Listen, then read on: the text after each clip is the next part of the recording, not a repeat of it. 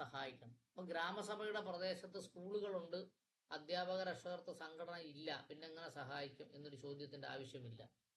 അവിടെ PTA ഇല്ലെങ്കിൽ PTA ഉണ്ടാക്കണമെന്ന് ഗ്രാമസഭ അവിടെ പറഞ്ഞ് കത്ത് കൊടുത്ത് PTA എന്ത് ചെയ്യണം? ഉണ്ടാക്കണം. അതിനുശേഷം അതിന്റെ പ്രവർത്തനങ്ങൾ നടക്കും. PTA ഇല്ലാത്ത സ്കൂളുകളുണ്ട്. ഗ്രാമസഭയുടെ പ്രദേശത്തെ പൊതുജനാരോഗ്യ പ്രവർത്തനങ്ങളിൽ, പ്രത്യേകിച്ച് രോഗപ്രതിരോധ സംവിധാനം, കുടുംബക്ഷേമ പ്രവർത്തനങ്ങൾ എന്നിവയിൽ സഹായിക്കണം. ഓക്കെ, അത് പ്രത്യേകിച്ച് പറയണ്ടല്ലോ. കാലാകാലങ്ങളിൽ നിർണ്ണയിക്കുന്ന മറ്റു ചുമതലകൾ. ഇപ്പൊ സർക്കാർ ഉത്തരവ് പ്രകാരം ഗ്രാമസഭയുടെ ചുമതല വെട്ടിക്കുറയ്ക്കുന്നു എന്ന് കരുതുക, എങ്കിൽ അധികാരമില്ല. കൂട്ടിയാൽ അതും ചെയ്യണം. ഇനിയുള്ളത് വളരെ ഇമ്പോർട്ടൻ്റ് ആണ്, ശ്രദ്ധിക്കണം. അത് 3A ക്ലോസ് 2 3A2. ഏതെങ്കിലും പഞ്ചായത്ത് ഓഫീസിലോ പഞ്ചായത്ത് സെക്രട്ടറിയുടെ അടുത്തോ അല്ലെങ്കിൽ നിങ്ങൾ ഗ്രാമസഭയെ ബന്ധപ്പെട്ട് നിങ്ങൾ ചർച്ച ചെയ്യുകയാണെങ്കിൽ, നാട്ടുകാരുമായി ചർച്ച ചെയ്യുകയാണെങ്കിൽ 3.6 മറക്കരുത്. കഴിഞ്ഞ വർഷത്തെയും ഈ വർഷത്തെയും പദ്ധതിയും ഫണ്ടും ഗുണഭോക്തൃ ലിസ്റ്റും പ്രസിദ്ധീകരിക്കണം എന്ന് പറഞ്ഞത്. ഒരു മിനിറ്റ്.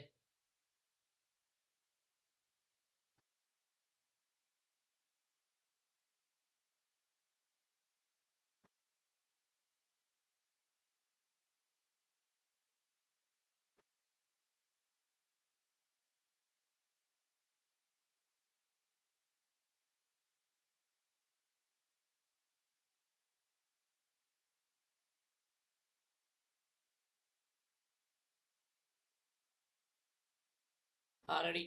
നമ്മളെന്താ പറഞ്ഞേ? അവിടെ ആ പദ്ധതിയും ഫണ്ടും ഗുണഭോക്തൃ ലിസ്റ്റും പ്രസിദ്ധീകരിക്കണമെന്ന് 3A6 പറഞ്ഞിട്ടുള്ളത്. 3.6 പറഞ്ഞത്. അതിനെ എന്ത് ചെയ്യണമെന്നാണ് 3A2 പറഞ്ഞിട്ടുള്ളത്. ഗ്രാമസഭ അതിന്റെ സാധാരണ യോഗത്തിലോ അല്ലെങ്കിൽ ഈ ആവശ്യത്തിന് വേണ്ടി വിളിച്ചു കൂട്ടുന്ന പ്രത്യേക യോഗത്തിലോ വെച്ച് 3-ാം വകുപ്പ് 6-ാം ഉപവകുപ്പിൽ പരാമർശിക്കപ്പെട്ട റിപ്പോർട്ട് ചർച്ച ചെയ്യേണ്ടതും വളരെ വ്യക്തമായി പറഞ്ഞിട്ടുണ്ട്. റിപ്പോർട്ട് അവതരിപ്പിച്ചാൽ മാത്രം പോരാ, ചർച്ച ചെയ്യേണ്ടതും. ബഡ്ജറ്റിൽ വകയിരുത്തിയുള്ള തുകയെക്കുറിച്ച്, പദ്ധതി വിഹിതത്തിന്റെ വിശദാംശങ്ങളെക്കുറിച്ചും ഇനം തിരിച്ചുള്ള ഫണ്ടിന്റെ വിഹിതത്തെക്കുറിച്ചും ഗ്രാമസഭയുടെ ഗ്രാമസഭയുടെ പ്രദേശത്ത് നടപ്പാക്കിയതോ നടപ്പാക്കാൻ ഉദ്ദേശിച്ചതോ ആയ പണികളുടെ എസ്റ്റിമേറ്റിന്റെയും അതിന്റെ സാമഗ്രികളുടെ ചെലവിന്റെ വിശദാംശങ്ങളെക്കുറിച്ചും ഗ്രാമസഭയ്ക്ക് അറിയുവാൻ അവകാശമുള്ളതാണ്. ഇത് ചുരുക്കി ഇങ്ങനെ അങ്ങ് പറയാം. ഗ്രാമസഭയിൽ സെക്ഷൻ 3 ക്ലോസ് 6 പ്രകാരം പദ്ധതിയും ഫണ്ടും ഗുണഭോക്തൃ ലിസ്റ്റും കഴിഞ്ഞ വർഷത്തെയും ഈ വർഷത്തെയും പ്രസിദ്ധീകരിക്കണം. ആ പ്രസിദ്ധീകരിച്ച പദ്ധതിയും ഫണ്ടും ഗുണഭോക്തൃ ലിസ്റ്റും 3A2 പ്രകാരം ചർച്ച ചെയ്യണം. അങ്ങനെ ചർച്ച ചെയ്യുമ്പോൾ എന്ത് ചെയ്യണം? ഇപ്പൊ റോഡിന് 1 ലക്ഷം രൂപയായി അല്ലെങ്കിൽ 10 ലക്ഷം രൂപയായി, അങ്ങനെ പറഞ്ഞാൽ പോരാ. റോഡിന് ഓരോരോ വർക്കും നടന്നപ്പോഴും ഇനം തിരിച്ച് എത്ര രൂപയായി എന്ന് പറയണം. പിന്നെ ബഡ്ജറ്റ്, പഞ്ചായത്തിൽ മൊത്തം എത്ര ബഡ്ജറ്റ് വന്നിട്ടുണ്ട്, ബ്ലോക്ക് പഞ്ചായത്തിന്റെ വിഹിതം എത്ര വന്നിട്ടുണ്ട്, ജില്ലാ പഞ്ചായത്തിന്റെ വിഹിതം എത്ര വന്നിട്ടുണ്ട് എന്നും പറയണം. അതാണ് ഇവിടെ പറഞ്ഞേക്കുന്നത്. എന്താ? ഇനം തിരിച്ചുള്ള ഫണ്ടിന്റെ വിഹിതത്തെക്കുറിച്ചും ഗ്രാമസഭയുടെ പ്രദേശത്ത് നടപ്പാക്കിയതോ നടപ്പാക്കാൻ ഉദ്ദേശിക്കുന്ന പണികളുടെ എസ്റ്റിമേറ്റിനെ കുറിച്ചും. ഇപ്പൊ റോഡിന് ഒരു എസ്റ്റിമേറ്റ് വന്നിട്ടുണ്ട്, അതിനെക്കുറിച്ചും എന്ത് ചെയ്യണം? ഗ്രാമസഭയിൽ വിശദമായ ചർച്ചയ്ക്ക് വിധേയമാക്കേണ്ടത്. 3, ഗ്രാമസഭയുടെ പരിഗണനയ്ക്ക് വരുന്ന ഓഡിറ്റ് റിപ്പോർട്ട്. അപ്പോൾ 3A3.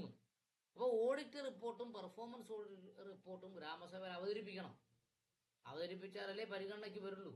അപ്പോൾ ഗ്രാമസഭയുടെ പരിഗണനയ്ക്ക് വരുന്ന ഓഡിറ്റ് റിപ്പോർട്ടും പെർഫോമൻസ് ഓഡിറ്റ് റിപ്പോർട്ടിനെ കുറിച്ചും യോഗത്തിൽ ചർച്ച ചെയ്യേണ്ടതും അതിന്റെ അഭിപ്രായങ്ങളും ശുപാർശകളും നിർദ്ദേശങ്ങളും ബന്ധപ്പെട്ട ഗ്രാമപഞ്ചായത്തിനെ അറിയിക്കുകയും. അപ്പോൾ ഓഡിറ്റ് റിപ്പോർട്ട് ചർച്ച ചെയ്തിട്ട് എന്താണ് റിസൾട്ട്, പെർഫോമൻസ് ഓഡിറ്റ് റിപ്പോർട്ട് ചർച്ച ചെയ്തിട്ട് എന്താണ് റിസൾട്ട്. ഈ ഓഡിറ്റ് റിപ്പോർട്ടും പെർഫോമൻസ് ഓഡിറ്റ് റിപ്പോർട്ടൊക്കെ ചർച്ച ചെയ്യാറുണ്ടോ എന്ന് ചോദിച്ചാൽ നിങ്ങൾ ഗ്രാമസഭയിൽ അങ്ങ് നോക്കിയാൽ മതി, ചർച്ച ചെയ്യുന്നുണ്ടോ, എത്രത്തോളം ചർച്ച ചെയ്യുന്നൊക്കെ മനസ്സിലാവും. അടുത്തത് ഗ്രാമസഭയുടെ കോറം. ഇവിടെ പറഞ്ഞിട്ടുണ്ട്, ഗ്രാമസഭയുടെ കോറം പ്രസ്തുത പ്രദേശത്തെ സംവിധായകരുടെ എണ്ണത്തിന്റെ 10% ഗ്രാമസഭയുടെ യോഗത്തിൽ വിളിച്ചു കൂട്ടുന്നതും നടത്തുന്നതിനെ സംബന്ധിച്ച് കോറം സംബന്ധിച്ച് അപ്രകാരം നിർണയിക്കുന്നതുമാണ്. മനസ്സിലായോ? എന്നാൽ കോറം തികയാതെ മാറ്റിവെക്കുന്ന ഗ്രാമസഭയുടെ